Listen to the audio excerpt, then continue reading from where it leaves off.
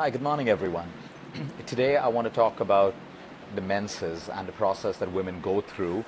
I've been getting a lot of questions about whether I should work out when it's the start of my cycle, and we've been talking a lot about belly fat loss and weight loss over the last few videos.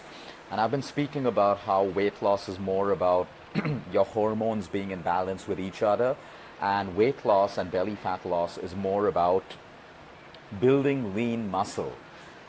And when you have more lean muscle, you increase your body's metabolic rate, and that in turn helps you burn body fat even when you're sitting, even when you're sleeping. So that's so important. So at the start of your cycle, okay, this is for all the women out there, this is extremely important that you understand how hormones work in your body. At the start of your menses, your estrogen levels are at its highest. And this is the best time for you to really exercise, to do that strength training exercise if it's not uncomfortable for you at that point. Because if your estrogen is high, that's what's going to allow you to build lean mass. Like in men, we need high testosterone levels to build muscle mass. So for women, your estrogen levels peak at the start of your menses. So if you actually get into a strength training program or workout on those particular days, you have more chances of burning fat and building lean muscle. So there's always a right time and a wrong time to exercise, which is why I'm totally against fat exercise workout programs and diet programs, which gets you into a structure of being rigid. So there are days that we should eat less and work out. There are days where we should work out more and eat more. And there are days where we shouldn't work out at all to respect the hormonal changes going on in your body. So at the start of your menses, when your estrogen is absolutely high, that's the best time for you to do some strength training workout. If it's not a gym, if it's not in the gym or with weights, you can use your own body weight program, your like squats and push-ups and all of those things at that particular point. Now the second point I want to talk about is cravings. So many women out there have cravings, immense cravings when they're going through their cycle. They crave a lot of high carbohydrate foods and sugary snacks, but let's understand what exactly happens in your body. So at a particular point, your estrogen and your progesterone hormones hit rock bottom. Now think of estrogen and progesterone, they have receptors, and these all roam around in your brain as well. When these hit rock bottom, it also decreases your serotonin and your dopamine. These are two hormones which keeps you happy, which keeps you energetic, which keeps you joyful. But because these two hormones, estrogen and progesterone, bind on to your dopamine and serotonin, they all fall right down.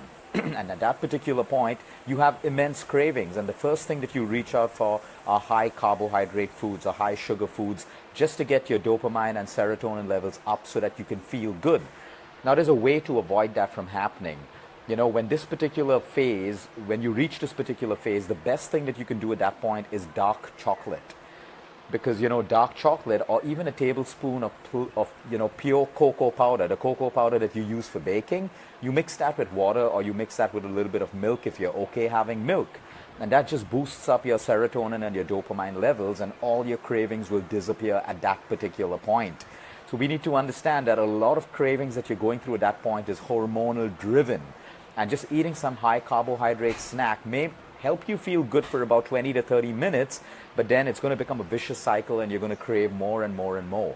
So why am I saying dark chocolate? Because the darker the chocolate, I'm talking 75% and above, the less sugar and the less milk it has. So that basically boosts your serotonin and dopamine levels rapidly, and all your cravings disappear and you feel good. This explains the reason why women crave chocolate when they're going through their period cycle.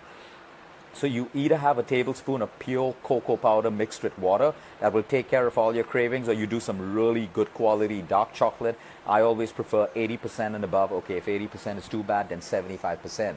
And that takes care of all your cravings. Traditional India does it a different way.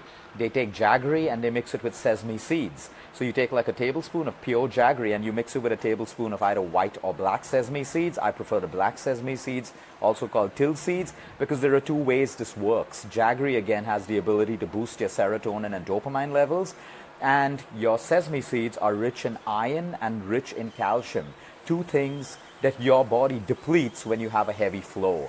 So because you're bleeding that much and your flow is heavy, you lose iron and hemoglobin, which makes you feel weak and your energy levels crash, and then you have cravings.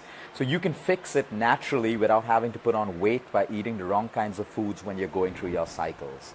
So have a good day, everyone. Try this. Remember, it's estrogen. When your estrogen levels are high, and I'm talking about the good estrogen, not the bad estrogen that we're picking up from plastics and environmental toxins and detergents and all of these things that we handle. Those are called xenoestrogens, which are estrogens that mimic estrogen in your body. That's harmful. That causes diseases. That causes a breach in your immunity. So I'm talking about good estrogen. When it's high, work out. Strength training, you build lean mass and you will burn body fat.